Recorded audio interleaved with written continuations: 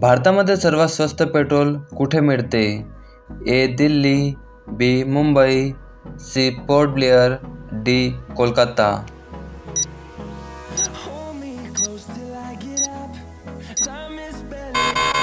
या प्रश्नाचे उत्तर असेल ऑप्शन सी. पोर्ट ब्लेअर.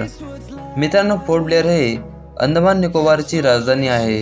येथे पेट्रोलवर कमी वॅट लागतो, त्यामुळे इतर राज्यांपेक्षा येथे पेट्रोल सर्वात स्वस्त 82 ते 85 रुपये प्रति लिटर मिळते. पुढचा प्रश्न, भारतातील सर्वाधिक साक्षरता दर असलेले राज्य कोणते आहे? ए. केरळ, बी. गोवा, सी. मिझोरम, डी. तमिळनाडू.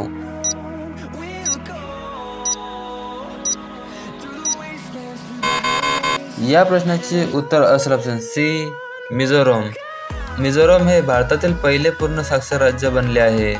येथे साक्षरतेचा दर 98.2% आहे, जो सर्व राज्यांपेक्षा जास्त आहे. यापूर्वी केरळ हे सर्वोच्च साक्षरतेचे राज्य होते. पुढचा प्रश्न, लावणी नृत्य प्रामुख्याने कोणत्या राज्यात प्रचलित आहे? ए. गुजरात, बी. महाराष्ट्र, सी. कर्नाटक, डी. मध्य प्रदेश.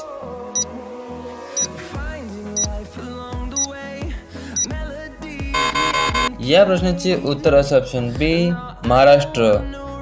पुढचा प्रश्न, पांडा हा कोणत्या देशाचा राष्ट्रीय प्राणी आहे? ए. चीन, B. Bharat, C. Japan, D. Malaysia.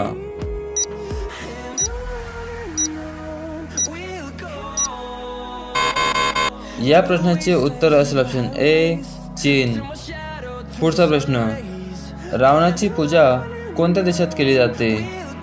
ए. भारत, B. Sri Lanka, C. Nepal, D. Thailand.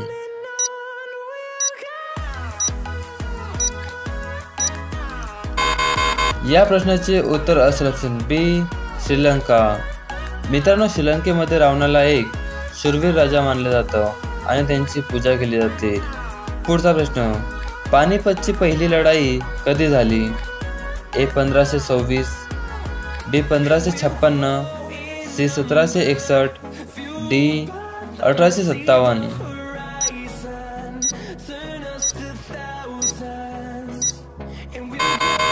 या प्रश्नाचे उत्तर असेल ऑप्शन ए. 1526. पुढचा प्रश्न, कुठल्या देशामध्ये एक पण पोलीस नाही? A. South Korea, B. Italy, C. Germany, D. Vatican City.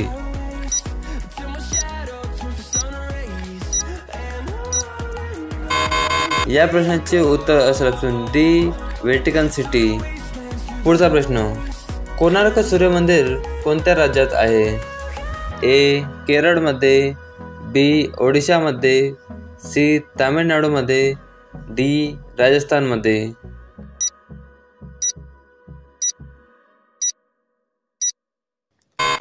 या प्रश्नाचे उत्तर असेल ऑप्शन बी. ओडिशामध्ये. पुढचा प्रश्न, नरेंद्र मोदीजी कोणत्या जातीचे आहेत? ए. पंडित, बी. तेली, सी. चमार, डी. बनिया.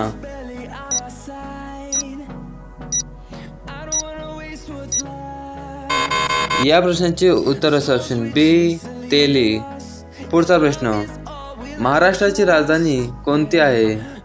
ए. पुणे, बी. संभाजीनगर, सी. मुंबई, डी. नागपूर. मित्रांनो, या प्रश्नाचे उत्तर तुम्ही कॉमेंट बॉक्समध्ये द्या आणि आजच्या 10 पैकी किती प्रश्नांची उत्तर तुम्ही बरोबर दिली हे पण नक्की सांगा. चला तर मग भेटूया पुढच्या एका नवीन व्हिडिओमध्ये. जय हिंद, जय महाराष्ट्र.